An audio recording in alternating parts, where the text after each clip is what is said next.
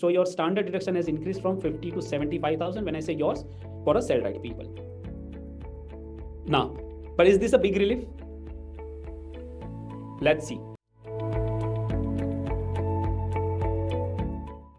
You know quite about macro, what is the fiscal deficit, how much is the capex and all that thing. So I will not get into that. We would have get into that if there was no much announced on the personal finance front or what matters to you, me, and our client.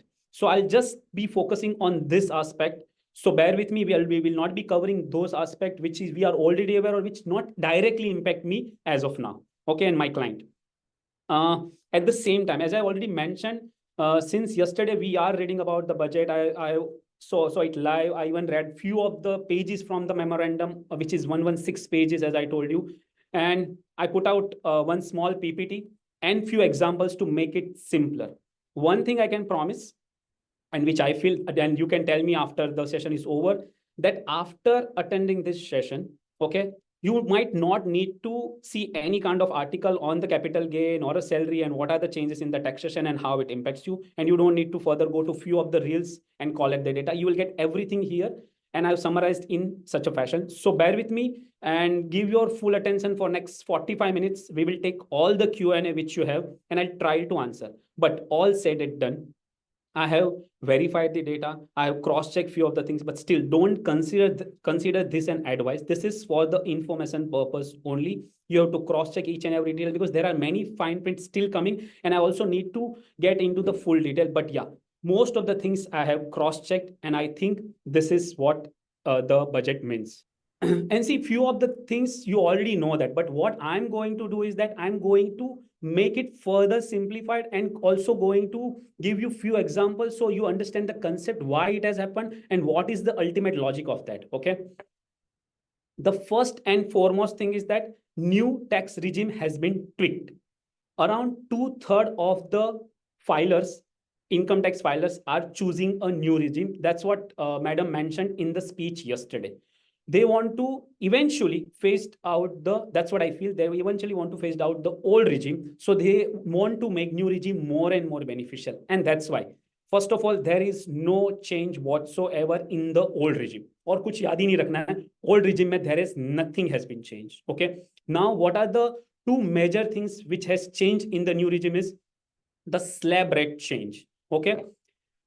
The slab rate till now, what was the slab rate? 0.3 lakh nil, that has been the constant. 3 to 6 lakh 5%. This has been tweaked. Only this has been tweaked in the, and where the main benefit lies. Instead of 3 to 6, it has been done 3 to 7. Okay. So now let's talk only about the new regime, new taxation, which is applicable. So 0 to 3 nil, 3 to 7 5 lakh, 3 to 7 5%, 7 to 10 10%, 10 to 12 15.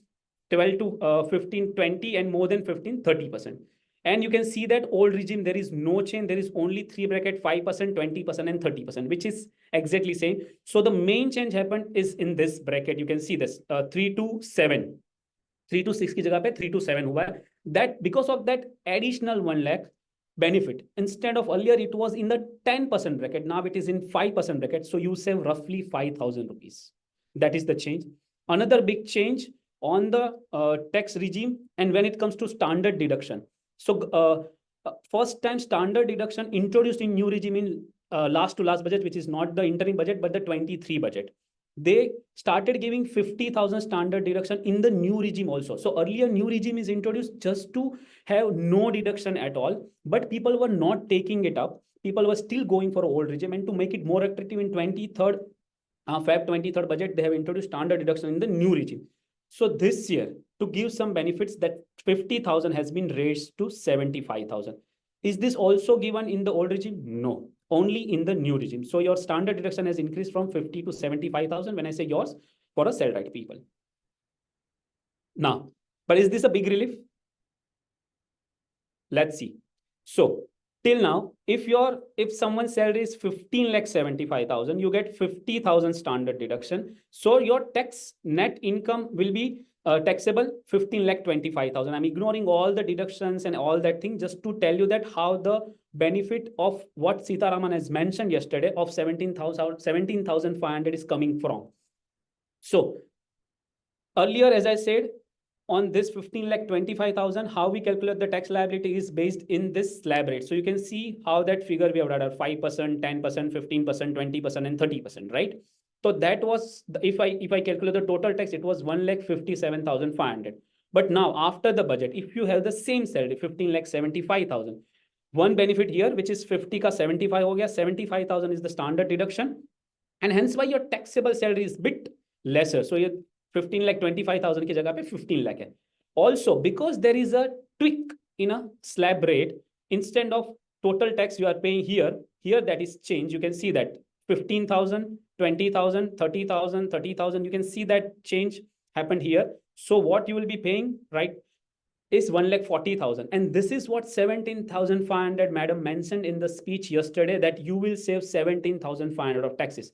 So if your salary is 15,75,000 or more, the maximum benefit you get is a 17,500. This is what C meant.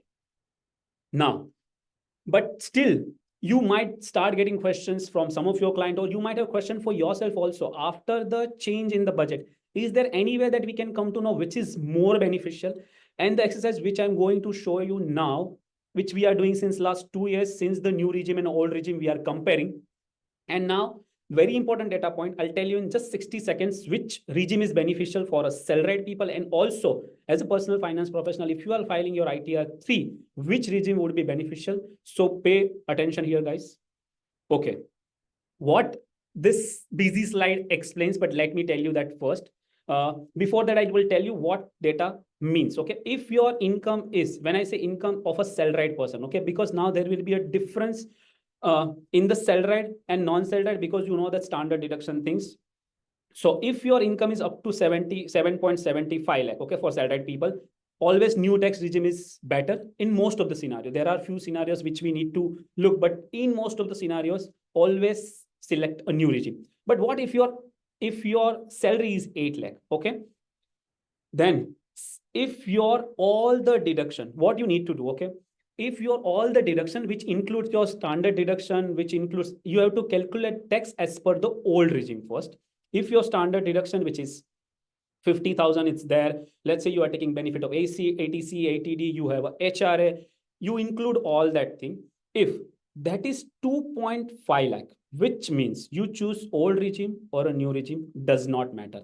And that's why this chart tells you what is the break-even point.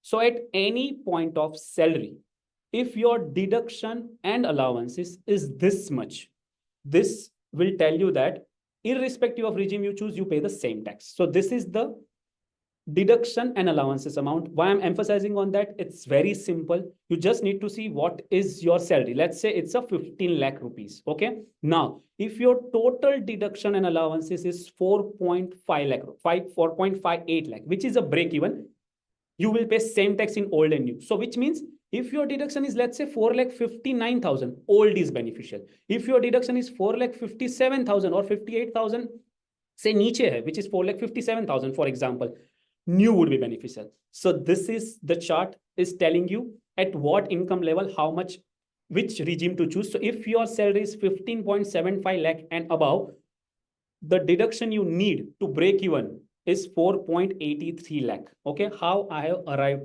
at this data. Let me explain by example to make it even more clear.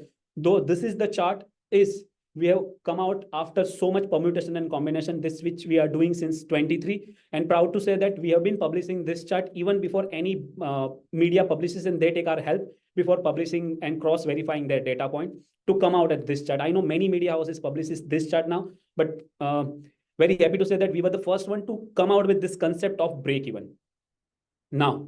And that's why I'm explaining that how we have arrived when I was first calculating this. Okay, let's say your salary is 14 lakh. Okay, and your ATC deduction is 1.5 lakh. ATT deduction is, let's say, 37,500, which is includes yourself and parents and all. And you have a housing loan interest also, which is of 2 lakh. After adding standard deduction from salary, which is 50,000, what I'm doing, I'm calculating tax as per the old regime to come at a break-even point.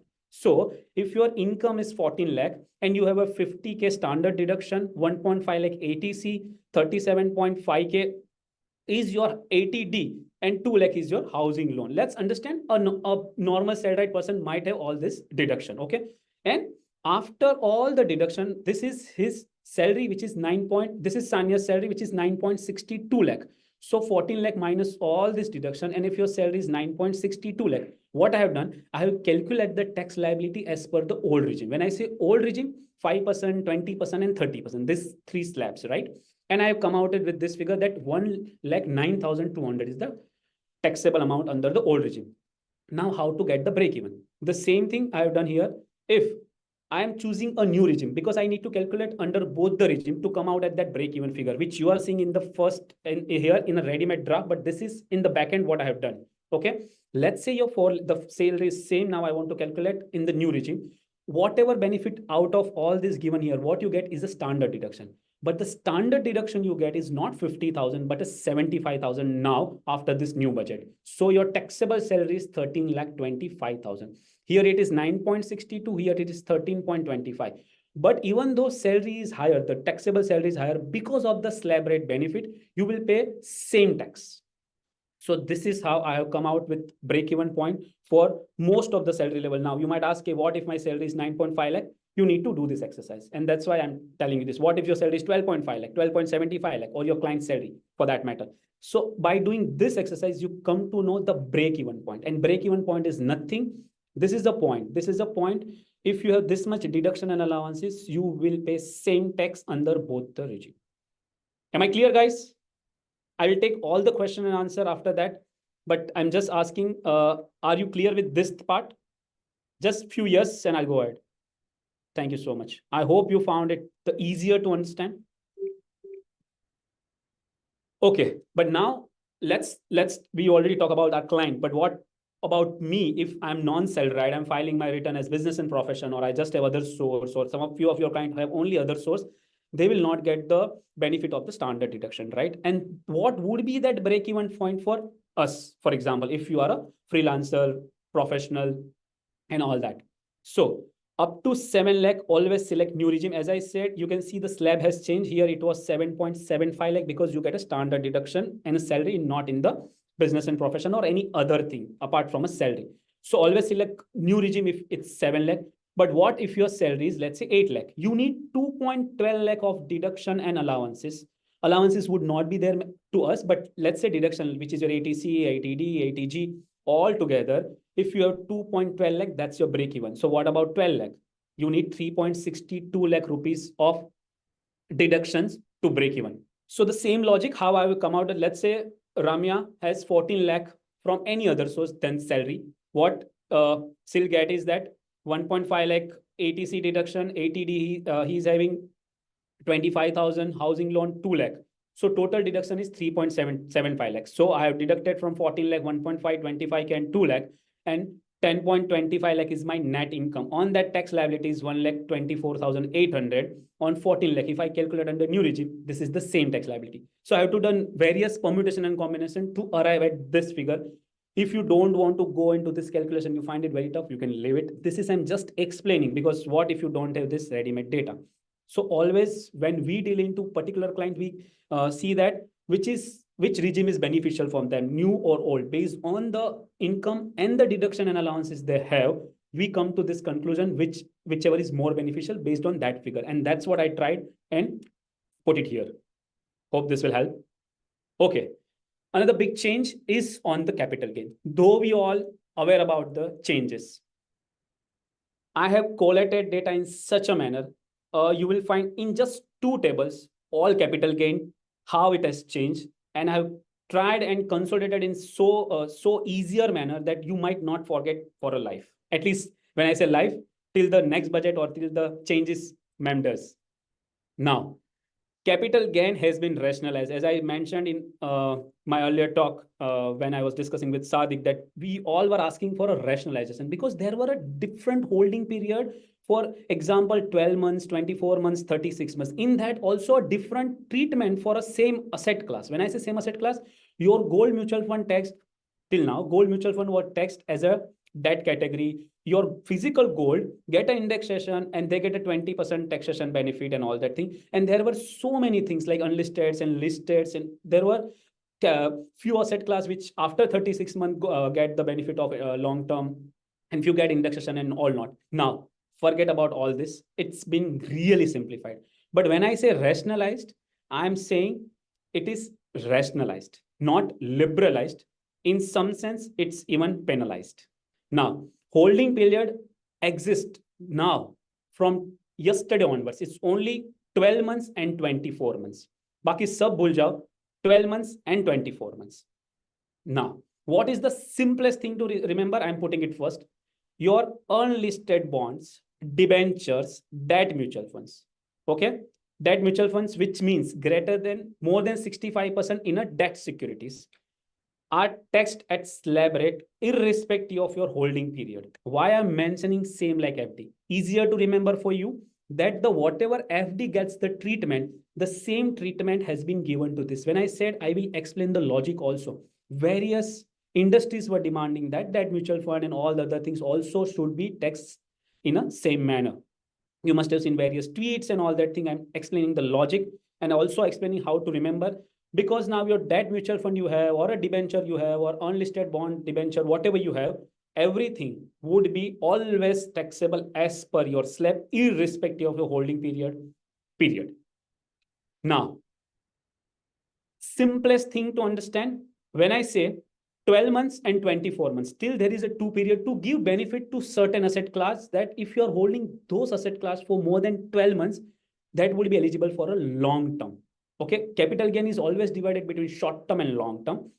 Now let's understand again, if anything is a listed, when I say anything is a listed equity shares, which is STT paid, equity mutual funds, listed bonds, your REITs and InvITs, all this, if you purchased on a particular date, and if you hold for more than 12 months, it is considered as a long term. Forget about the taxation, how much it taxed and all that thing for 2 minutes. First, let's understand that what is the long-term asset class and what is the short-term asset class in 24 and 12 months. Now, 12 months, easier to remember. If you have confusion, just think logically. Anything is listed. Listed equity shares in India, of course. Equity mutual funds, listed bonds, REITs and InvITs. Listed 12 months and more than 12 months is long-term. We'll see how it taxed, okay? Now, you call it, now whatever is left, okay, unlisted equity shares, because it's not listed, property, physical, gold mutual fund, gold ETF, other mutual funds, funds of funds, international funds, international stocks. You can think of anything else than what I mentioned here. If you are holding for more than 24 months, it's a long term. So now you know short term, if it's less than 24 months, I don't need to write what is short term, right? Because if it's not more than 24 months, it's short term. Same with here in this table with equity. If it's not more than 12 months, if you are holding or selling before 12 months, it's short term. Okay. Now, what is the tax rate? In the short term capital gain, STCG is charged at slab rate, except, when I say except, to all other things, if it's a short term, let's remember which is easier part. And that's why I'm saying short term capital gain is charged at slab rate, except short-term capital gain on listed thing, which is equity mutual fund, REITs and InvITs, has been. Now, this part again tweaked.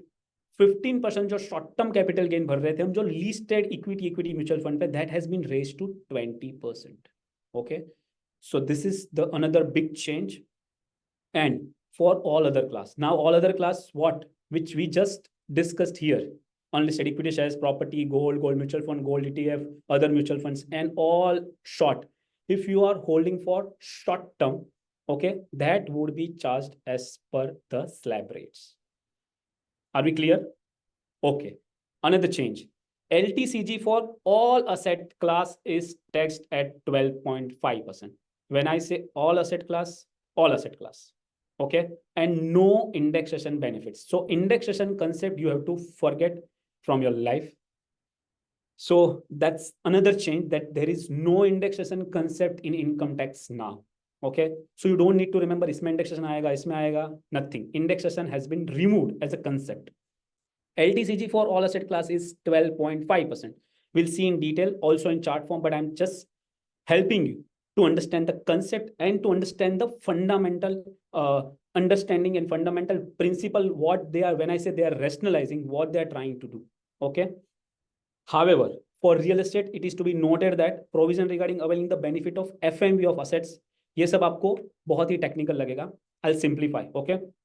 Now, people started worrying after the budget announcement. What if my property is bought in 1980, 1990, or let's say you have some assets which your father gifted to you or you got in inheritance, which is bought before 1/4/2001. Okay. So in after budget, when there is a Q&A session, they clarified that you still get the indexation benefit, but that's not an indexation benefit. What happens if you purchase any real estate before 2001, which is FMV? You can take FMV on that particular date. So let's assume that you got a house in you bought a house or you got an asset which is inherited in 1999. Okay, which is bought in 1990 for 1 crore. And the FMV, who gives you the fair market value? Fair market value is given by the registered valuer appointed by the income tax. Okay. Now, if that 1 crore value is on 1/4/2001, when you go and ask and do that all the diligence, you come to know that the 1/4/2001, after the 10 years, you bought asset in 1990, on 1/4/2001, the fair market value is, let's say, 1.5 crore. So now your cost would be 1.5 crore. But let's say you are selling today in 3 crore. You have to pay on whole 1.5 crore the capital gain tax. This is clear. Okay, this is how, and that's why I said indexation is not there now. Okay. Exemption limit. This is another small favorable change. Earlier, if you are investing in a equity mutual fund, as we all are aware now, in 2018, when the first time after so many years, till 2004, there was long-term capital gain. In 2004, capital gain has been removed. Till 2018, there was no long-term capital gain. We all might be aware. But in 2018, when the capital gain has been announced in the equity and equity mutual fund in the long term, that was announced with 1 lakh exemption. So till 1 lakh rupees, if you have a gain. So for example, you purchase mutual fund or equity shares, listed equity shares for 5 lakh, and you sell in 6 lakh, which is 1 lakh of gain, there is no tax. Now that 1 lakh has been raised to 1.25 lakh. Okay, I'm summarizing the percentage applicable to particular asset class. Okay, though it's already discussed here, but I'm again summarizing, and we'll take 2-3 charts to make it more and more clear. Okay. Listed equity shares, STD paid. See, now I'm just mentioning short-term capital gain and long-term capital gain. Now you already know, I'm not complicating the table. I'm not putting here 12 months, 24 months and all that thing. Why? Because now listed equity shares, you should now be, by remembering that it's for 12 months, right? We already discussed here 12 months and 14 months. So now listed equity shares, short STT paid 20%, raised from 15%. Now it's 20%. If you are selling after 12 months, 12.5% exempt up to 1.25 lakh instead of 1 lakh. Equity mutual funds, same treatment, same. REITs and InvITs earlier had a different treatment. Let's not remember that. Let's not complicate. Now it's 20% short-term capital gain, 12.5. So now you can see this, all this listed I have covered here has the same treatment. Of course, in REITs and InvITs, you don't get that exemption of 1.25 lakh rupees. Now, if it's unlisted shares, if it's listed bonds, if it is property, gold mutual fund, gold ETF, other mutual fund, funds of funds, all this, as I said, you just need to remember only these 3 get the preferential treatment in the short-term capital gain. Rest all always taxed at your slab rate. And any assets, now I'm telling you again, any asset, if it is a long-term, 12.5%. Okay. सिर्फ वो 3 चीज को भूल जाओ जो मैंने FD के साथ कंपेयर की थी, which I have compared with the FD. Only these 3 things is the concept of long term and short term is not there. Consider that way and always treated as FD. This is what you need to remember. This one line and this chart, period. You know the whole changes happened in the budget. That's it. Better, bit more clear than you are having knowledge on or what you are understood till now. Okay. Okay.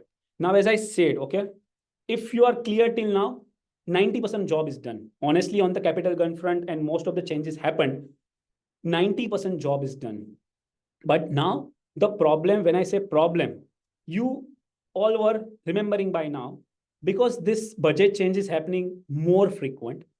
One change has happened on 1st April 23. And most of you who are in practice and were practice at that point of time also, one category, which is debt mutual fund, which used to get a preferential treatment, has been taken away, which is taken away from 1st April 23.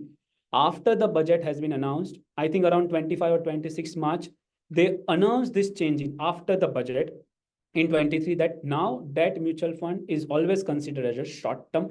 I'm giving you the logic because this is more important to understand, and how that would be treated now. Okay, this you might not find in most of the media. I just got to know in the morning, and that's why I just prepared these 2 slides, which I'm going to discuss in the morning before the session. Okay, so before 1/4/23, whatever that mutual fund you have bought it got a preferential treatment, which is indexation if you are holding for more than 36 months, bought before 1/4/23. Now, you now know that if it's bought after 1/4/23, the indexation, the concept of short term, long term has already gone. Remember that. Now, let's see this table, what I try to say. Equity mutual fund, 12 months, 20%, 12.5, already discussed. I'm just discussing once again the table of only mutual fund, though all this matters to me as a personal finance professional. But what is the taxation on mutual fund might matters most to me and most of us, right? And that's why I'm just discussing on the mutual fund now in this table. I'm not complicating. We have already discussed the whole concept of capital gain, but I'm just making it more clear and simplified, only the mutual fund taxation, right? So equity mutual fund, 12-month long term, 20% short-term capital gain if it's less than 12 months, and if it's more than 12 months, 12.5. Now we know this, and there is no confusion in this, I believe. Now, when I say specified mutual fund, a debt mutual fund, there is a possibility that people are asking me since yesterday, what happened to those, because indexation is gone. This is it, what have happened to those kind of a category acquired prior to 1st April 23. And that's why I gave you the background, what happened on 1st April 23. Acquired prior to 1st April 23 and sold till the announcement of budget, which is on 22nd July, which is on Monday. अगर तब तक आपने ये financial year में वो बेच दिया है, okay, and you hold it for 36 months, your short-term capital gain would be at slab rate, but you got the indexation. You still get the indexation benefit of 20% with indexation. Now I said indexation has been removed. Yes, it's removed from the 23rd July. But because government has promised that we are grandfathering whatever debt fund you have acquired before 1/4/23. So this is the change on that particular set of debt mutual fund. So if any of your client has invested in a debt mutual fund, which is bought before 1st April 23, and you have already come out of that, then you still get that 20%, which when you are calculating return for with taxation for this year, 20% with indexation. But now let's come to the budget day. Budget announced. Now, if you are selling yesterday or today or any time now, henceforth, if it's because acquired, see this line, if it's acquired before 1st April 23 and you are selling after budget and you hold it for 24 months, okay, you know that now the 24 months is the period for a long-term assets. So 24 months se agar zyada rakha hai, then you pay 12.5% tax. Only those debt mutual fund which is acquired before 1st April 23.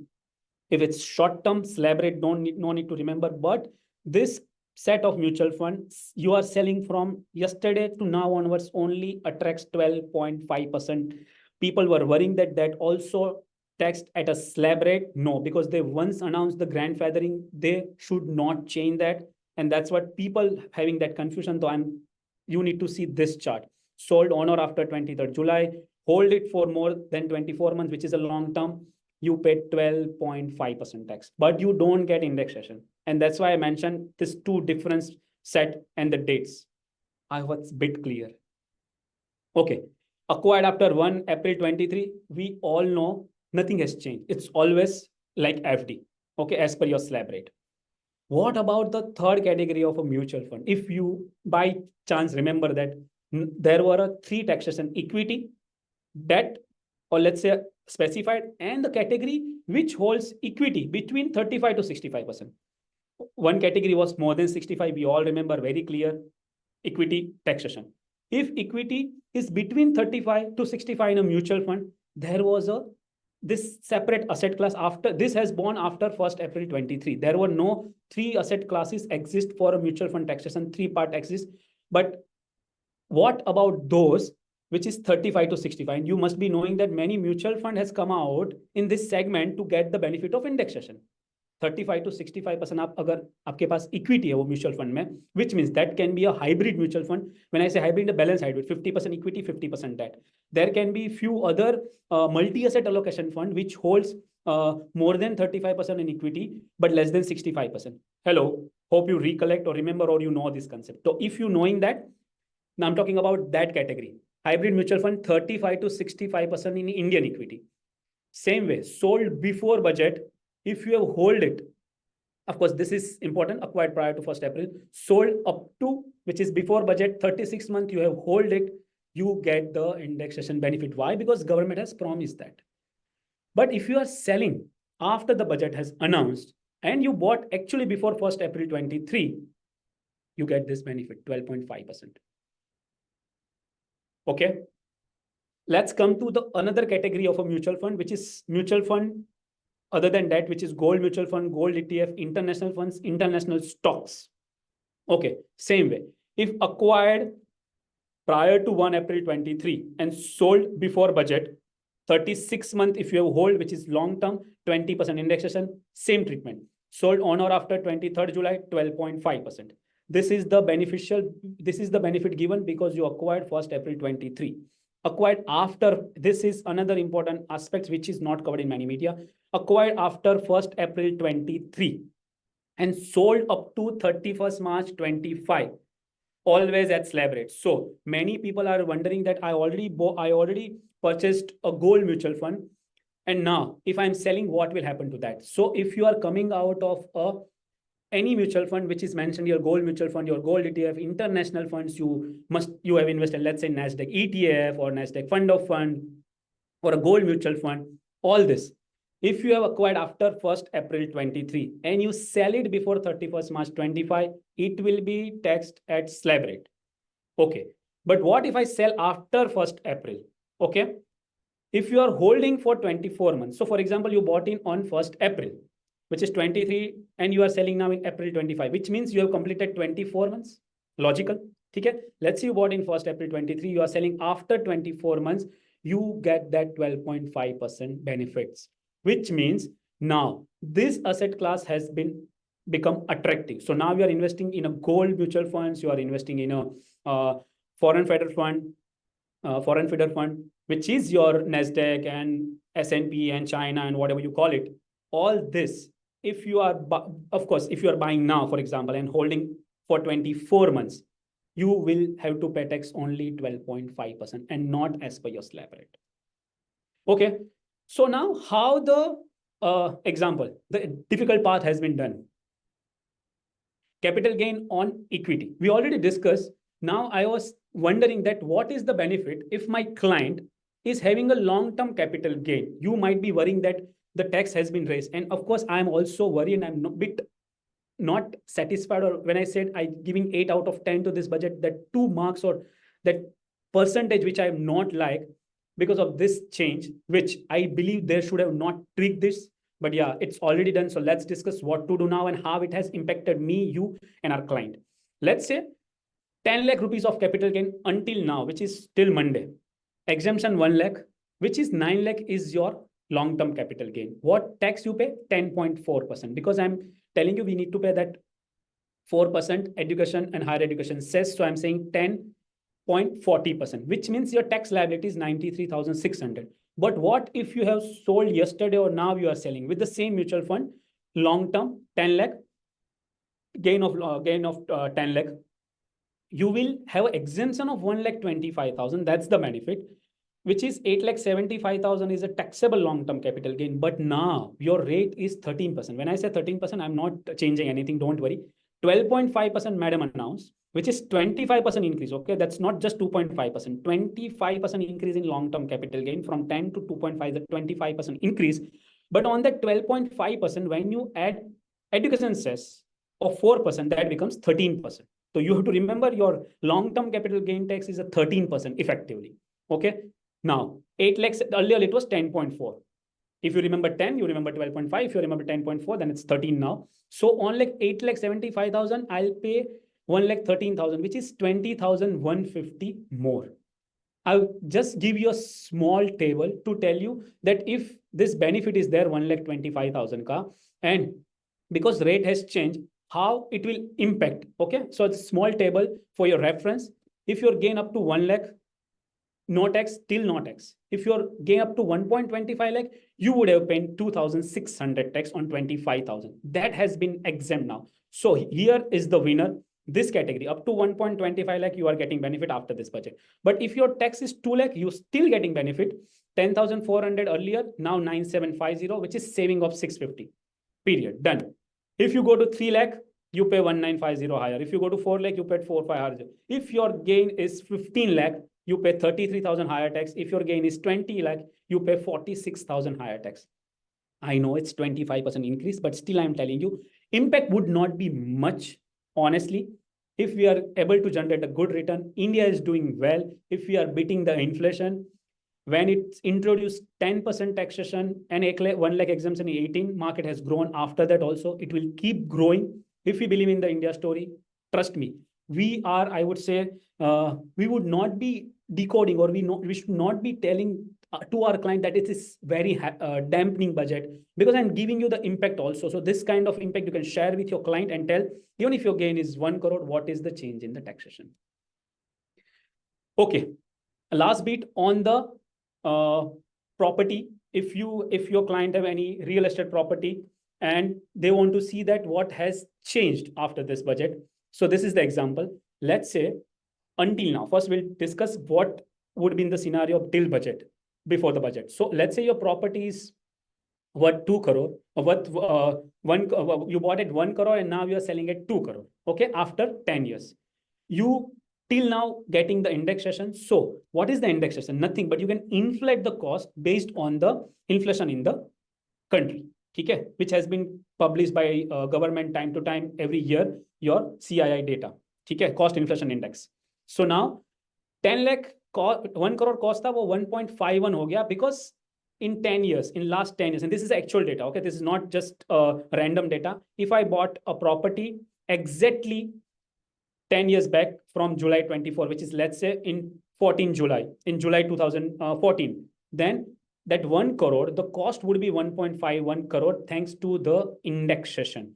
So out of 2 crore, I will deduct this 1.51 crore, which means my cost, which means my long-term capital gain would be 48 lakhs. On that, I will pay 20.8%, which is including the cess. My tax liability is 10 lakh 14,000. Okay, this is till now. Now, how that changes you, if you are wondering that is a good or bad, it's mixed.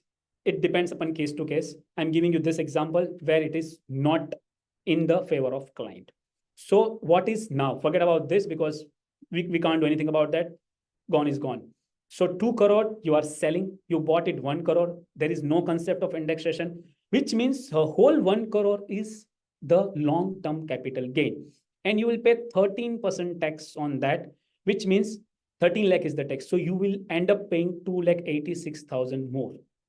So now, mota moti, if the property is, let's say, you bought before 5-6 years, or let's say 3-4 years, and there is no significant change in the inflation numbers, and you are selling right now at a good profit, this 12.5% new tax which has government just announced might be favorable. So you need to see case to case what is more beneficial, but ultimately you can't do anything about that. You have to pay this tax. Okay, I'm not covering, that's not much relevant. Okay, few other important points before I take Q&A. Just 5 minutes to tell you a few important changes which might help your clients. So see, you understand that there is a TCS provision. When say TCS provision, tax collected at. So this is not a different kind of a tax. This is not TDS. So this is different than the TDS. you spend on the Forex more than 7 lakh, you buy a car more than 10 lakh, this TCS has been deducted. Why the TCS has been deducted? To trace or track that transaction, which is not additional tax. You get this as a refund, or if you have a tax liability, you can set it off against that. So ultimately, the government is just taking this money to track that transaction, and you can set it off against your against your tax liability. Okay, so TCS you get normally back. I'm talking about the sell right people. Normally you get the TCS back when you file return. Again, this is for sell right. If you are paying advance tax, you are a businessman. If you are paying advance tax, you can adjust the TCS which you have paid on your foreign holidays or on your car or any other thing where the TCS is applicable. Okay, as a businessman, you can claim every quarter when you are paying advance tax. But what about the sell right? It was a very big pinpoint and a cash flow issue. So for example, let's say some of your client was sell right, spending 10 lakh rupees on a foreign in the foreign vacation and buying that foreign vacation package of 10 lakh rupees, he has to pay 2 lakh because 20% is the TCS. So 2 lakh additionally as a TCS. When I say has to pay, this is not a tax. Again, I'm mentioning that. Okay. So what about that 2 lakh? Now this 2 lakh, which he has additionally paid, let's say he's taking trip in July right now. Okay. And now 2 lakh additionally he has paid. Now he will be able to set off in the July 25 when he files the return. So you know that this is unproductive, or I would say it's a useless thing because you're already paying 2 lakh and now you cannot do anything about that, and you will get when you file your return. Okay. So what government is saying now, whatever TCS a salaried employee is paying, car purchase, foreign travel, as I mentioned, you can give those proof, or this TCS has deduction proof to your employer, and you can set it off again your TDS liability. That's the change. Now you must be knowing this NPS. To promote NPS like a PPF, you can open this for a minor also. Then yeah, another change on the new regime is this. Till now, you get majority 2 or 3 benefits only in the new regime, which we already discussed is the standard deduction. Any other deduction you get in the new regime, yes, you get this. You are already getting. This is not new. What is that? If your employer contributes 10% of your basic, okay, that is deductible from your income. That is if your employer part of NPS, okay, that was 10%. Now that instead of 10% voluntarily, employee can even go up to 14%. That's the change. Of course, we know this STT on future and option has changed. In future, it is doubled. Future, it's double 0.01 to approx 0.02. In STT is also increased from 0.0625 to 0.1%. Thank you. I hope it would have helped you. We can connect on LinkedIn and let's keep inspiring each other. Thank you so much. Open for your questions and I'll try and answer most of that.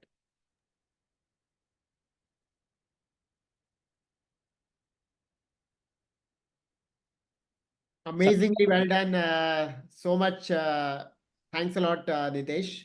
So friends, can we have a first, we'll get on to the Q&A, but can we just put our hands together and thank Nitesh for so amazingly summarizing it in very few slides. I say, ऐसे हमारे ऊपर ठोपा नहीं है नितेश ने, वैसे भी memory थोड़ा overload हो गया है, but Nitesh like really put it up in a very concise way. Thank you so much, Nitesh.